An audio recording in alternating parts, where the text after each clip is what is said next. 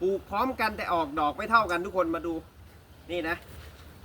กระหล่ำดอกนะครับปลูกพร้อมๆกันเลยนะทุกคนในช่วงนี้นะครับ ดอกเนี้ยออกดอกก่อนเพื่อนเลย แล้วก็ใหญ่ด้วยนะฮะเนี่ยฮะอันนี้ก็กำลังออกนะทุกคนแต่อันเนี้ยดูดิดูเลยอันเนี้ยออกปลูกเท่ากันนะครับลงดินพร้อมกันแต่ว่าออกแค่นี้เองนะฮะนี่ฮะแต่ก็ทยอยออกนะครับทุกคนแบบนี้เนี่ยเราต้องทยอยกินนะครับอันไหนโตก่อนก็กินก่อนส่วนอันไหนที่โตขึ้นมาทีหลังก็ทยอยเด็ดกินทีหลังครับ